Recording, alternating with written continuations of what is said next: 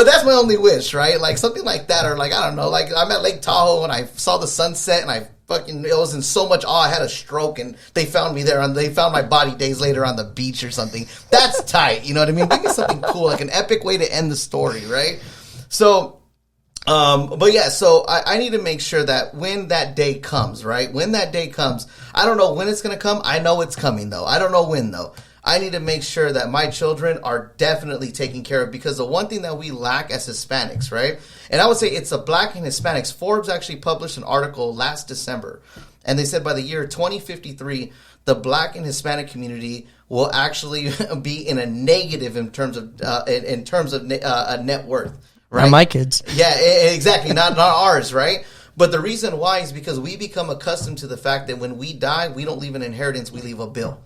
Right? How common is it that when one of us dies, right, we have to do GoFundMes, car washes, sell tacos, and all this stuff like that, right? It's very common, right? It's more common than when someone passes and then that family is like, damn, like, dad left us with like enough money to buy our own house cash. We don't have to worry about income. We don't have to worry about anything. Everything is now moving, right? Like he accomplished all of his goals in death, even while he was trying to build it in life. You see what I mean? He did everything he said he was going to do. You see, that's the key to financial independence, right? And generational wealth. That's what it is. See, my children are going to be financially independent. Whether I build it in life or whether I die today, it's going to happen for my family. You see, I always say this, think like white people.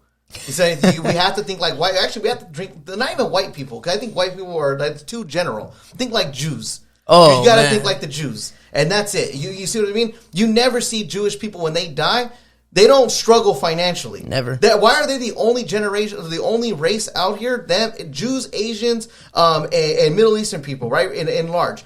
When they die, they get better financially. Why?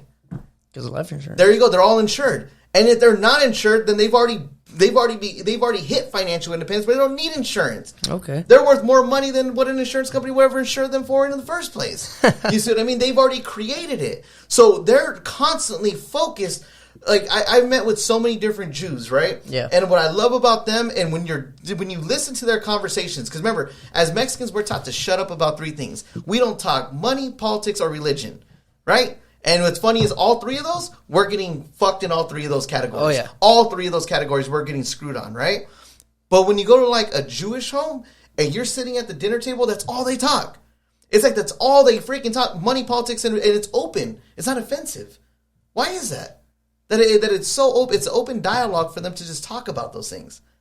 I don't know. Maybe the mental toughness about it. I feel like with us Hispanics, if you disagree with somebody, it becomes a problem.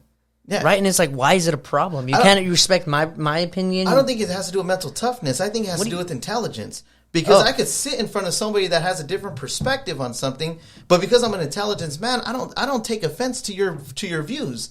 I can see your perspective as an intelligent man.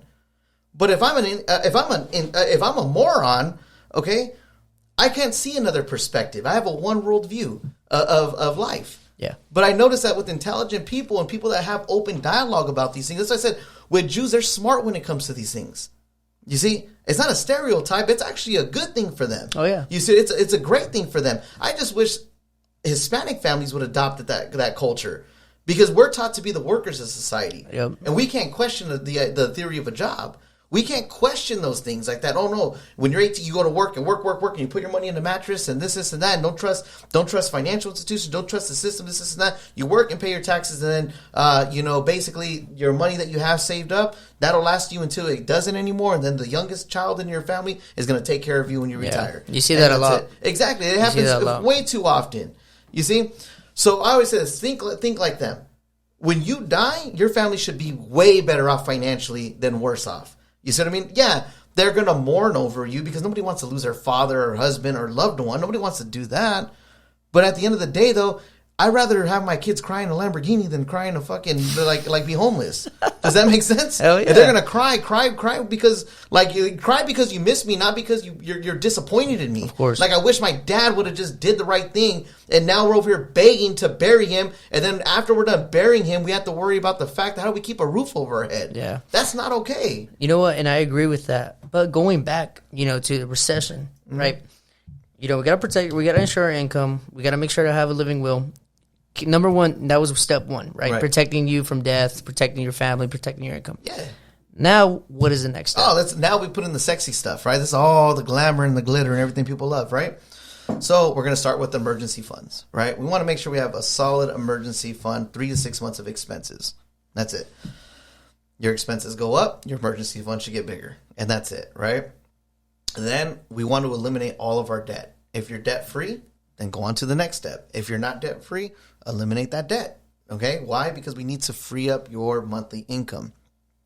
With that monthly income, you're going to open up your Roth IRA. If you work a 9 to 5, you should have a 401k set up.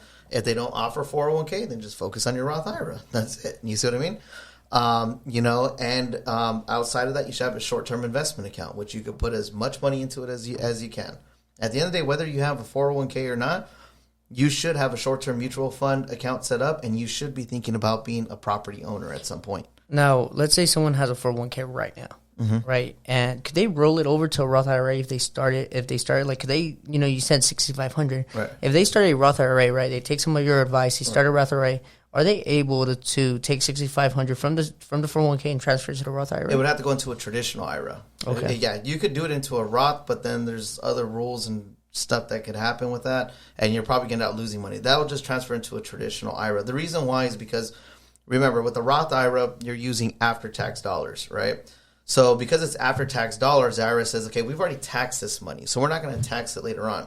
Whereas with the 401k, your contributions are tax-deferred, which means that we didn't tax you on that money. We actually allowed you to reduce your taxable income because your contributions, basically you were able to write those off, right? Okay. So we're going to tax it later on down the line. Anyone can get that tax write-off before we continue? Yeah, anybody can get that write-off. So basically, like with your 401k, right? The best thing about the 401k is like right now, you can put at least $23,000 into a 401k, write that off completely. So if for those that are listening, right, and if you work a 9 to 5 job, you should definitely be considering rolling into that 401k immediately. Why? Because, well, that's $23,000 that you get to keep rather than give to, the government. I want to say where it goes to, but it's going to the government. It's an establishment, man. There you go. Because we already know that these guys that are established politicians and everything like that, right? These guys are not. There's no such thing as an honest politician. They don't exist. You see what I mean? At best, you could hold them to the fucking gunpoint, and that's it. You know what I mean? And that keeps them as honest as it can go. But at the end of the day, though, these people that are career politicians that are already established, that went in dead broke right after college, I want to be a career politician, or that, they end up multimillionaires by the time they leave off a salary that pays them $100,000 a year. Doesn't make sense. It doesn't make sense. Numbers don't add up. Exactly. It doesn't make any sense. You look at any politician, when they first came in, what was their net worth? And when they got out, after, let's say, one term as a senator, what is their net worth now? They were greased up. You see what I mean? Like literally greased up. So there's no such thing as an honest politician. So if you're saying, well, we all have to pay taxes. I don't pay tax. I haven't paid taxes. I was 18 years old. I paid taxes one time in my life. And that was when I was 18 years, my first year in the Army. After that, when I got mentored by Robert Kiyosaki, and I realized I don't have to pay income taxes. I don't have to pay. As long as I own a business, I don't have to pay income taxes. Power real estate. There you go. And I started buying property, and I started writing everything off. All my money in the military was a tax write-off. I was buying property when I was in Iraq. When I was in Baghdad, my second deployment, they used to crack jokes about me. They used to call me the Cheshire Cat from Alice in Wonderland. Right? Like the cat that pops in and just says like some cool shit that like it's like epic, and then he just disappears. Yeah. That was like me. Like it would be like this epic stuff going on. Like, where the fuck is Richard Roybal? This, and that. And I was nowhere to be found. I was cutting hair somewhere in Baghdad. Like I was like smoking like hookah and stuff in like the village at the bazaars and shit. You know what I mean? And just like selling cigarettes and stuff. I was in my own world basically. You know what I mean? So you became an entrepreneur. You had a little side hustle during your deployment? Bro, everywhere I went in the military in Iraq, it was called Big Roybal's Barbershop. I swear to God, every post I was at, I always built a little barbershop and everything. It was cool. Legit, when I actually had keys to a real barbershop that was built in Baghdad, I got to show you pictures of it, dude. You'll love it, man. It was legit keys in the compound and everything, right? And it was a trip. Check this out. When we withdrew from Iraq, the last deployment, and it was the last person. It was but he's actually in the Army still, and he's a warrant officer now, right? And it was cool. At the time, he was Sergeant Woodruff. Now he's Mr. Woodruff, right? And actually, we got to give him a shout out on this. He's going to love this story. After I cut his hair, I swear to God, bro, like, I was cutting his hair. I was like, dude, these clippers are the power was like going like weird, right? This is crazy. So I finished up his haircut, shaved him, and as soon as we closed the shut, this was my last haircut. We're done with Baghdad. As soon as I closed the door, all of a sudden you hear like pop. And the wires basically caught fire all the way through. We're like, holy shit, the whole barbershop burnt down. Wow. And I was like, that is a trip, dude. Like this is like sacrilegious right here. You know what I mean? Like after your haircut, like the whole thing burnt down, chair, everything. That was crazy. So I got sponsored by Wall, right? And so I started giving Wall like the clipper company. I was giving them like shout outs when I was in Iraq. I was like in uniform cutting hair and stuff. So because I did that, they sent me a barber chair. They sent me like a bunch of like barber equipment and everything. I was like, dude, this is like dope. I got like thousands of dollars worth of free barber kit, gear, right? And so I got sponsored. Well, that's why I'm biased towards Wall because they hooked me up when I was out there, and I was just sending a pit. Honestly, bro, I'm probably on posters and shit I've never even seen before that Wall was advertising, right? And so, but it was funny. The funniest part about that story, though. So remember, I have all this money that's unaccounted for, right? And because I was charging people out there, right? Every time I'd come home, I'd have like $20,000, $40,000 in cash. How the fuck do you sneak in $20,000, $40,000 in cash? Right? It's like 20s and like we were in hundreds out there. You know what I mean? You're smuggling money. Yeah, dude. So I had like money and like all sorts. I had my soldiers smuggling in money and stuff. It was dope, bro. Like yeah, it was so much fun. And then everybody knew I was doing it, which was cool as hell. Nobody said shit because like, dude, that's just Roybal. Like, just leave that fool alone. Like, I had a pass for everything. So when I was out there in Baghdad, right? Get back to the story. I was buying property when I was in Baghdad, right? I was buying property in El Paso. I had a whole team running and everything. It was badass, right? And they'll be like, yo, Roybal, how many terrorists did you catch? And I'll be like, none. How many properties did you buy? 2? Like, they used to crack jokes. Like, because I had a whole team running out there, right? Yeah. And so, yeah, it was, when I learned about income taxes and everything, I did everything I could to learn how rich people don't pay income taxes. Yeah, of course. You see what I mean? And that's why you have to be a business owner. So if you're working a 9 to 5, there's nothing wrong with working a 9 to 5. Feed your family any way you can. But you need to develop a game plan now to get out of that system, get out of that rat race. You see get out of the matrix. Yeah, get out of that matrix. You see what I mean? You don't have to pay income taxes. You don't have to be another, cog in the wheel. You don't have to be that person. We choose to. Yeah, and if you guys want to learn more, stay prepared and stay tuned for Kevin from Certified Taxes. That's going to be an upcoming little crash course on taxes and stuff like that. But, bro, let's get back on track. I love the stories, bro. We're having a great time. Yeah. But let's get back on track, right? You said to be debt-free. What is the next step after that? After that, then you're focused on retirement and short-term goals. Your short-term goals could be anything. It could be, I want to buy a house. I want to buy a car. I want to build a business. I want college savings for my kids. I have clients that set up, set up short-term accounts for to buy tits and BBLs and stuff. You know what I mean? What the hell? It is what it is. Like it's your role. We're just living in it, right? So I have clients that buy stuff. My job is not to tell you what to buy. It's just to make sure you don't go into debt for those things. You see what I mean? Okay. Like you want a new pair of tits, pay cash. You see what I mean? Like at least you can say you own them. You know what I mean? You don't want to like put a Bank of America sticker on there. You know what I mean? Like owned by Chase. Yeah, owned by Chase. You see what I mean? You don't want that. Pay cash. You see? So my job is just to get you to achieve your financial goals without bankrupting yourself to do it. You see what I mean? So if you want whatever it is, it could be anything. Do it in a way where you're not financing it. You see? And on top of that, you should look outside the box, outside of your 9 to 5 job of making one way of money. You should look outside of that and to start developing other sources of income. For example, I have one source of income right now. That is my business. You see what I mean? I make money in financial services, right? So my ultimate goal is to do land development, right? I want to buy land and I want to build housing on that land and I want to sell each parcel off. You see, but in order to do that, you need some big bucks. Oh, yeah, bro. If you ever become like Grant Cardone, bro, give me a call. There you go. You see, so that's the ultimate goal right there is to do that. I'm just in a vehicle right now that is getting me to there much sooner. Does that make sense? Yeah. By the end of I already have the date set up by January 2025. This is where I'm going to be at. And this is the new course. I'll have my financial business running itself entirely independent of me. My job in 2 years from now is just to stand on top of a stage and be like, you could do it. You can do it. You see what I mean? That's my job. I want people to look at me like, oh, that guy runs a pyramid scheme. You see, I want to be that guy. Because when I first got into the business, I was thinking like, oh, that guy runs a pyramid scheme. Like, for reals? You see what I mean? So I want to be that guy now when I'm on stage going, you could do it. You could do it. You could do it. Oh, he runs a pyramid scheme. Yeah, whatever, dude. Because I heard that when I first came in. Yeah. You see what I mean? So I want to be that guy now. That's my only work in terms of the financial business now. Outside of that, I'm in a vehicle now to take me to the next level. See, I want to have fun coupon money.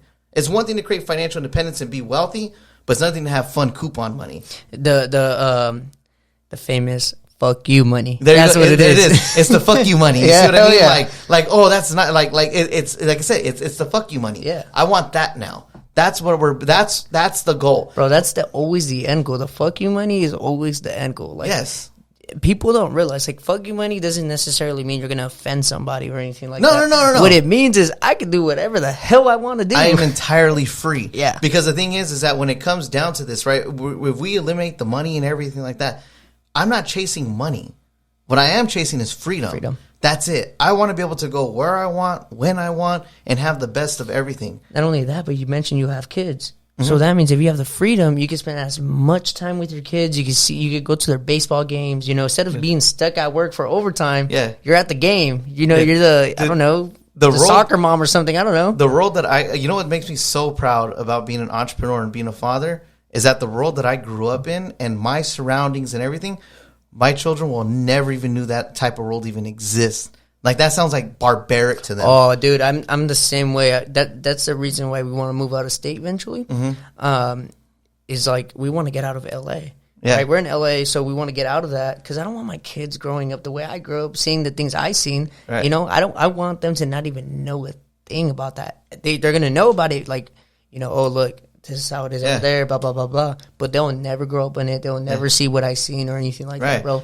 Like, I don't want my kids walking to school with a tweaker almost passed out right there on the sidewalk. You know? That's the stuff I used to do. And then you know the tweaker's name? Yeah, you bro. See what I mean? Like growing up, there's a street right here called Gaffy. Yeah. And there was this the Gaffy lady, everyone knew her. Yeah. There was a guy by my middle school, we used to call him Dollar Boy.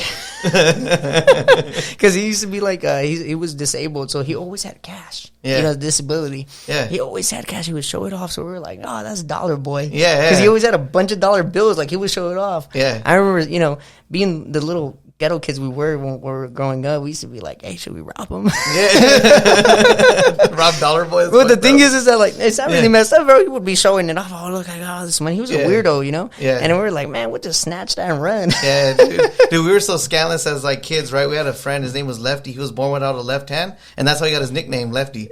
You see what I mean? Yeah. Like, so, like, I feel you on that, dude. Like, your handicap was your nickname. You know what I mean? And then everybody had nicknames. You see, but this guy wasn't our age, bro. He was like he was just some disability, like, guy. Like, he was just a weirdo, bro. He was a weirdo. I'd, like, honestly, like, cops seeing him, they would have probably, like, pulled him over and they questioned him, like, that's why funny. Are you talking to kids, you know? But, like, us being the, like we weren't innocent, like, you know, we knew, like, oh, he's a tweaker and stuff like that, you know, and we would, you know, we'll mess with him and stuff like that, but we never did anything bad to him. Yeah. But yeah, no, I don't want my kids around that. Yeah, you don't want them exposed to that. Like, it's funny when we talk about it, if you come from that world, right? It's funny to talk about those things, but in reality, bro, growing up in a ghetto environment is not, bro, I didn't understand, check this out, I didn't understand that the way that I grew up was not normal until I joined the Army.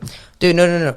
I didn't understand why the hell when I would go in other places here in California, I'd be like, why is your neighborhood so clean? Why is there grass on the sidewalks? Yeah. Why are these houses bigger than mine? Yeah. You know, why are these lots bigger than mine? And then I would go and I'd be like, why isn't there taggings? Yeah. Like, I would be so confused, right? Yeah. And then it's funny because we would go to, I would say, even though I grew up, like, lower middle class, and, like, well, a little bit low income, like, it was kind of like, you know, up and down. Yeah.